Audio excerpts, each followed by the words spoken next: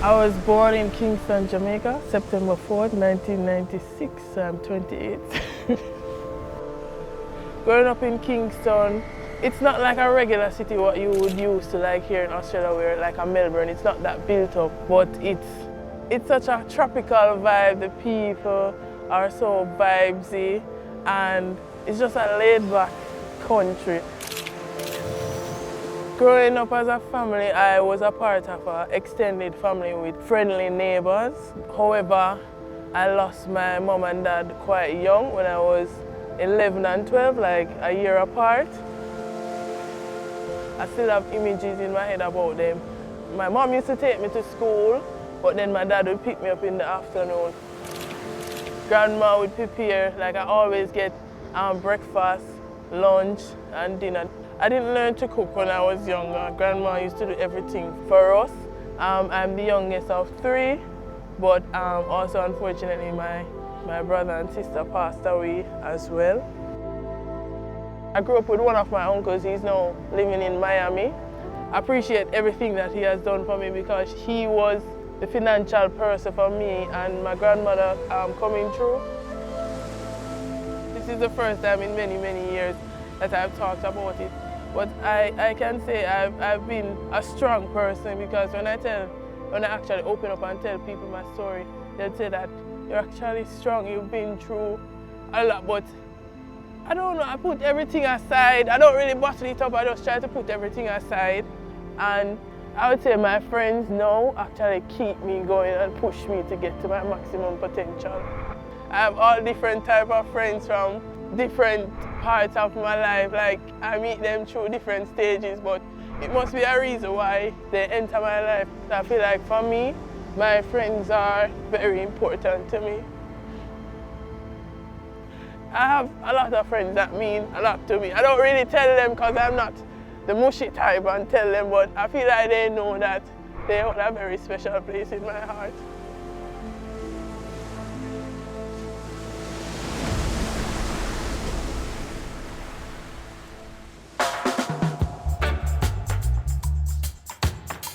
Well, I started playing netball at a junior high school when I was about 13 years old. I was a high jumper for my junior high school, and then my best friend at the time needed an extra player.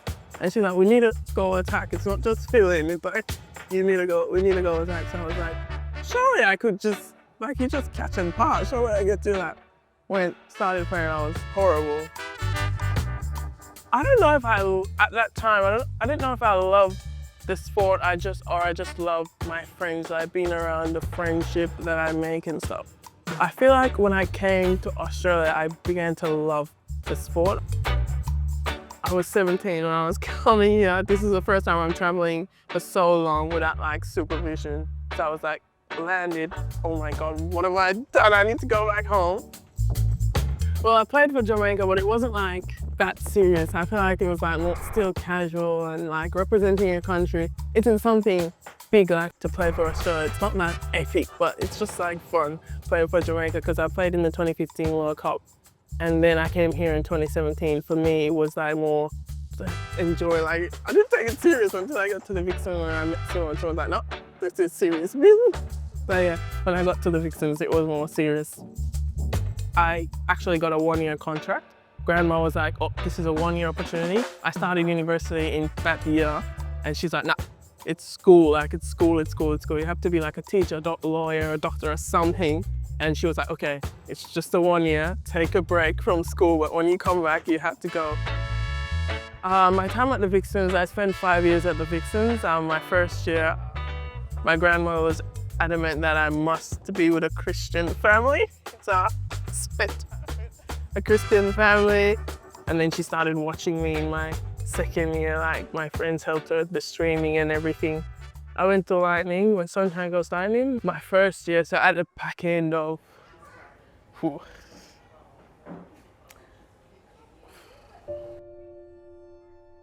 so I lost my grandmother at the end of that year, and I feel like I was going through a tough time. I feel like I didn't enjoy my first year at Lightning. I feel like I didn't give them the chance. Like I felt there was a barrier between me and then like I didn't want to be there. I was there physically, but I was never there mentally. I didn't know I was depressed, but I was depressed in that time.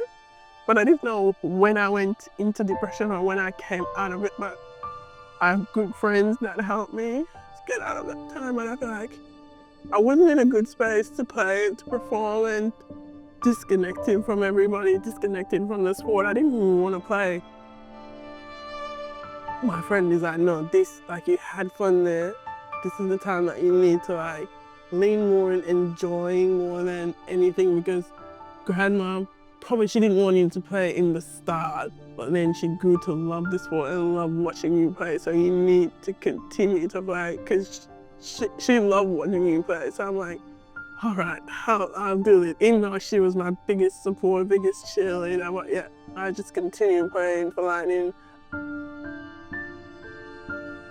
Well, I was in Miami and Janelle messaged me and said, Fever has an interest in you. And I'm like, oh God, I don't think I want to come, but I don't want to come, because I was still in mixed feelings, like, do I still want to play, even though I've had like a good season, but do I want to rest it to bed, like to just finish, like, and she's like, no, you need to come to Fever. And I'm like, but then I had an aim. I wanted to play with a Jamaican. If that was non-negotiable for me, I wanted to play with a Jamaican. And I'm like, tell me about the club. And she had so much good things to say about the club, the culture. And I was like, oh, yep, okay, I'll come. And I chat to Sue, and Sue gave me a contract. Hi girls, how are you? You good? Welcome to Perth. Big weekend ahead. Yes. Hi Kadie. Hey Kadie. My Jamaican teammates, Janelle and Shanice, I think it's a breath of fresh air. The importance for me playing with them, they bring a sense of home and a sense of, well, they challenge me a lot at training. They keep me accountable as well. Seeing them, it's like fresh, cool breeze. Like I feel like I'm in the tropics in Jamaica. Ready, knee taps, go. Try to see how much you can get her. The bond between Jenny, Kadie and I is remarkable. I feel like because we're teammates back home in Jamaica and we share the same culture, it's easy to just get along. And Kadie-Ann, to describe her, she's such a character. There's never a dull moment around Kadie-Ann. You're always laughing. That's it. Good job. We've had this bond long before they came to Fever.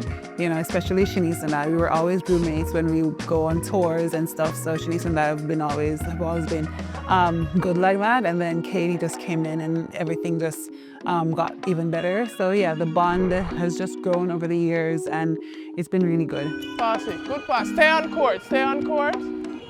Next person. Good. I spend a lot of time with Janelle, even when she doesn't know I'm coming, but I'm coming over unexpectedly. But I think we're like family now. I'm like her second daughter, if I may say so myself. Janelle! Honey, we're home.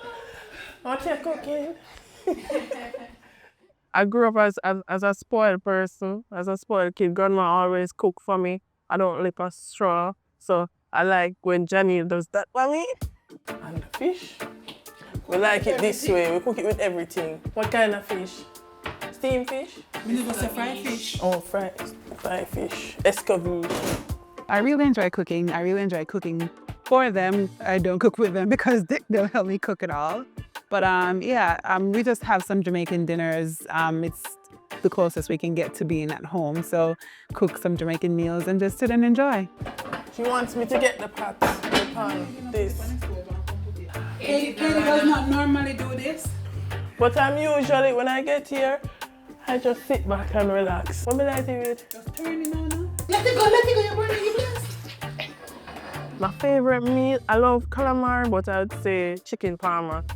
I've never asked for chicken parma when I go to Jamaica. I always want Jamaican dishes. But I don't think she will cook me chicken parma. I'll try, but I don't think she will cook me chicken parma. Janelle, can you cook? No, put no lasagna for you. It's not lasagna. I would like a chicken parma with chips. So I would like you to make it for me. So, you're not come use and abuse me. So today, guys, I'm at Janelle and I'm cooking fried fish. We talk over the food on the table. Cooking fried fish. Shanice there, guys. Alright guys, I'm here. Guys, we're playing on Sunday, 2 p.m. Whoa. Jesus! Wait there, Janine! So weird! Press the button. Janine! Didn't some more, Didn't smoke. No. This is always a 10 out of 10. As long as Janine is preparing it, it's a 10 out of 10. So this is pre-game meal ready to play Firebirds. Yeah, very excited for that game.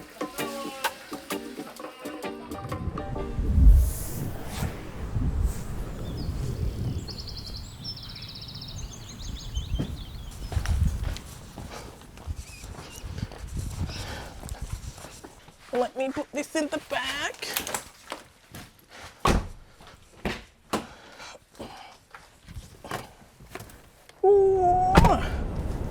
So today we're playing the Firebirds. My direct opponent will be Mary Cholok.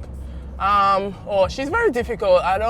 She's very like, you don't know what you're gonna get. She can move, she can jump, she can take the super shots. You don't know what you're gonna get, but my game plan today is just to keep her as quiet, get her disconnected from the mid-court. So be a big body, be a pest, have good footwork and hedge space. Just be like a menace at the back and get up and block a few shots maybe and get some interceptions. That's all I'm doing. I don't really chat to my direct opponent unless they want to chat to me. I'll give it back. But I thrive off like my energy. Like I love to connect with my goal defense, my wing defense. So I just back in like my preparation. So I don't have time to get nervous. One coach told me you don't have time to get nervous. So I just go out there and try to stick to task and the game plan to execute. Watch out, my girl, boss out the super shot then. I'm not a good parker. Hang on. Jesus, hopefully I don't hit. Yep, this is me. Come on. Kadie's got a big job today. She thrives against all sorts of shooters, but really does come to life against the big target goalers. So she's going to have to do a lot of work to make sure that she's really playing smartly against Mary at the back and demanding what she needs from those out in front of her to give her lots of protection. But also just to make sure she's super aggressive in her game and going looking for ball and winning it lots of different ways. So she's in great form playing great netball, and I know she'll thrive in today's occasion. Did you sleep in this morning? Yeah, girl. I slept in, had breakfast.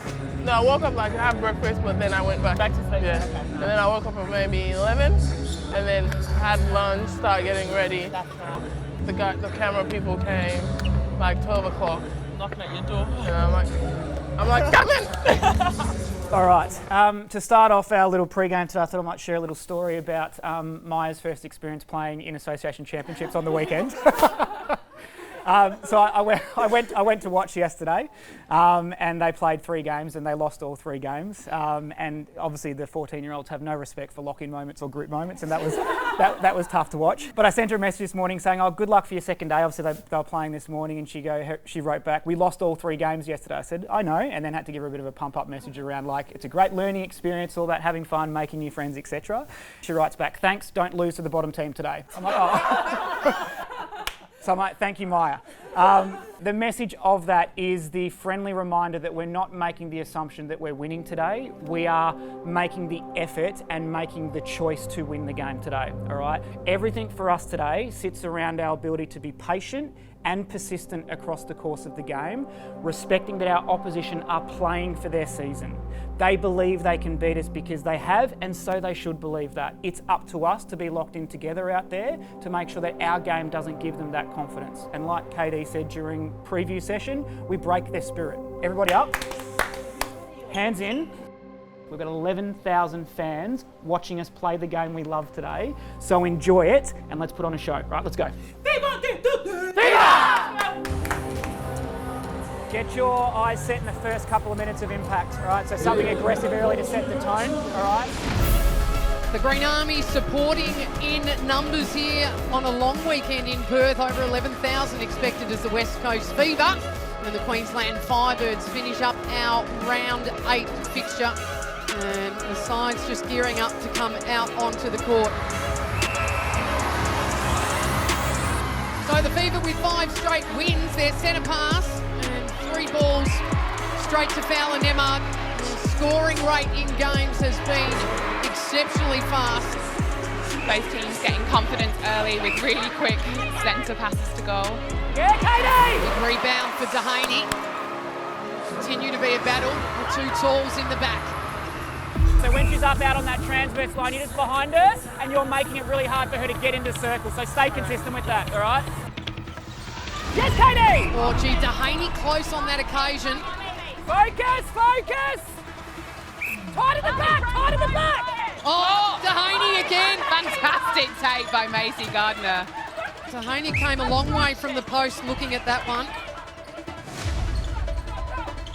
Get up, yes, Kadie! Another big rebound from Dehaney. Couple to her, sitting second for defensive rebounds this season. Chollock, look at that in a blink. No, oh gee, they're the ones you've got to make. Dehaney being a menace on the rebounds. So the scoreline at 42-31, and a strong lead going into the halftime mark.